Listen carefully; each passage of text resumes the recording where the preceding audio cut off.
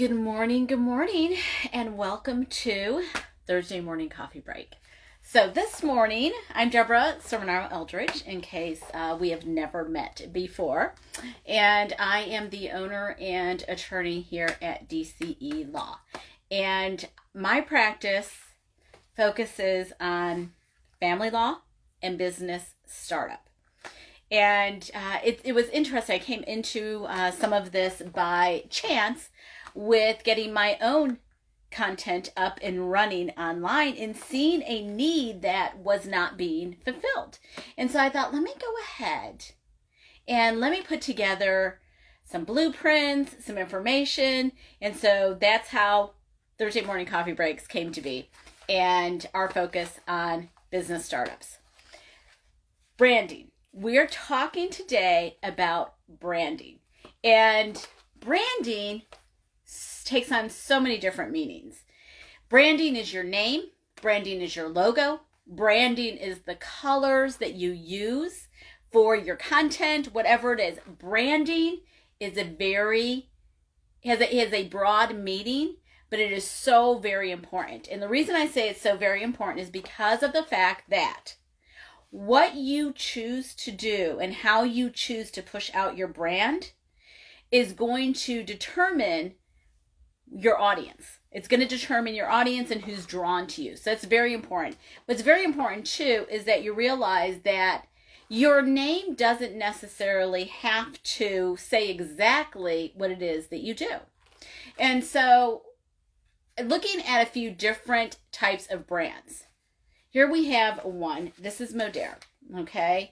And Modere, until you get to know the product, you're not going to know what it is and what it sells, right? And a lot of times what happens with marketers is everybody is saying right now, you got to go ahead and you want to make it something that's easy, something that's catchy, something that describes basically what you do. Well, here's the problem with that.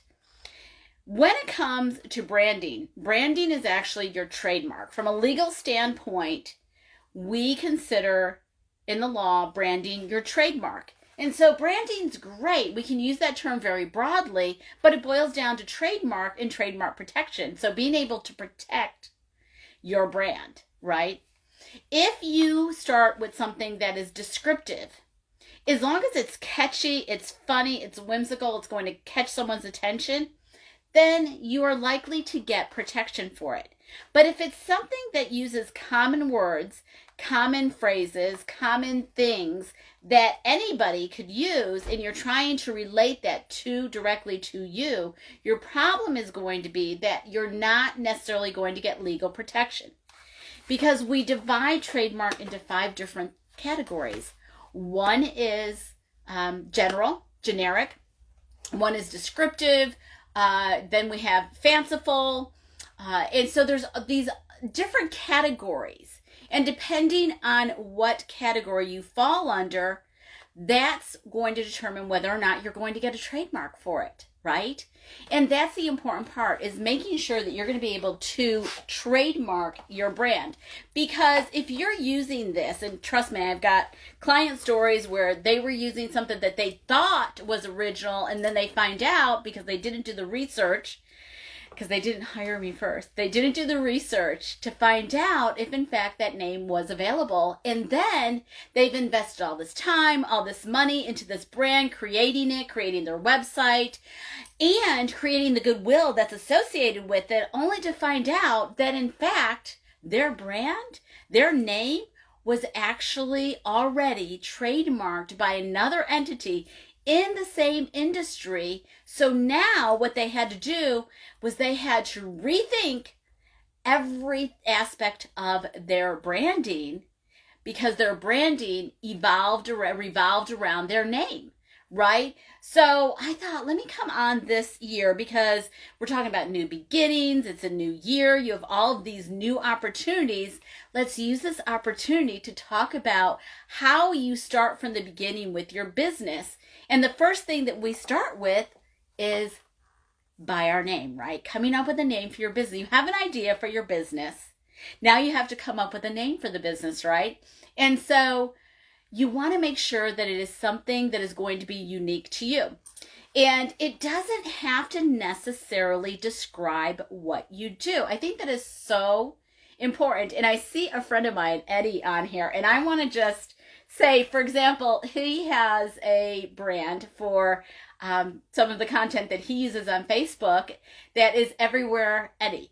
And it's fabulous because he goes everywhere and he takes videos and pushes out content. And it's fabulous. Very much UGC, user-generated content, and you just love watching him and watching what he's doing. And so his name incorporates his name, right? But also what he's doing. He's everywhere. And so that's a fabulous, whimsical way to create a brand that's also incorporating your name. And that's one avenue to go. And then if he wants to trademark it, it's more likely than not, he may very well have the ability to do that because it's fanciful, it's fun, it's arbitrary, which is another category. So when you do something that's arbitrary, for example, let's take the Apple, right? Macintosh. Before Apple became this famous computer, everybody thought of Macintosh as the Macintosh Apple, right? And originally, when Apple came out with their brand, it was a bite out of the apple. So they were taking something that was whimsical and that was very arbitrary because until they came up with the idea, nobody would have ever related from a logo standpoint an apple with a computer. And so that is arbitrary. So when you're doing things, I want you to realize that it doesn't always have to be descriptive of what you do. You're going to establish your brand. You are going to establish what that means. I'm Deborah Sermonaro, right? My law practice is Deborah Sermonaro Eldridge Law, but I go by DCE Law. Also, on my other professional content, it's Deborah Sermonaro. And people say, but that's so hard to pronounce and that's so hard to remember and this and that. Let me tell you something. There was a time when nobody knew who Oprah Winfrey was. There was a time when nobody knew who Lady Gaga was. There was a time when nobody knew who Jennifer Lopez was. The fact is, you make your brand famous. It's what you do and how you go about doing it that makes your brand famous. So make yourself what you want it to be. If you want to be famous in the modeling industry, if you want to be famous for UGC, if you want to be famous in the roofing industry, whatever it is, that's up to you. But don't pigeonhole and think that you have to go by what everybody else is doing and everybody else is telling you to do. Because if there's something that you like and your name is, Natasha, I don't know, Giovanna Roofing, then you could go ahead and you could make Natasha Giovanna Roofing famous, right? Yeah. Is it a lot to say? It is. But then you could also shorten it to NJ Roofing. So it's really, or NG Roofing. Whatever you want to do with it is up to you. But I don't want you to pigeonhole yourself and think, well, I've got it. It's got to describe what I say and it's got to do this. No, it doesn't. Because you are going to make your brand. And the more distinct your name is, the more likely actually that people in the long run are going to remember it. And don't think about the fact that from a marketing standpoint, marketers are always going to say, make it easy, make it short, make it this, make it that. No, you know what? Make it you.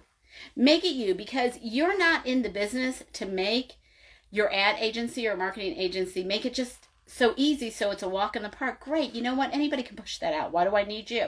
The fact is, you're going to help them because you are your brand. And I think that's something that everybody needs to remember, that you are your brand. So when you're pushing everything out, remember that it's your personality that's shining through, and your personality within your brand is what's going to draw the audience that you want to you. All right, so I hope you'll join me next week. We will be talking more about the nuts and bolts of this. Hopefully I'll also be talking on some other platforms regarding this content, but please make sure you follow and watch for our masterclass on trademarking and branding, which is going to be coming up the end of January. Ciao. Have a great Thursday. It's Thursday. Happy Thursday.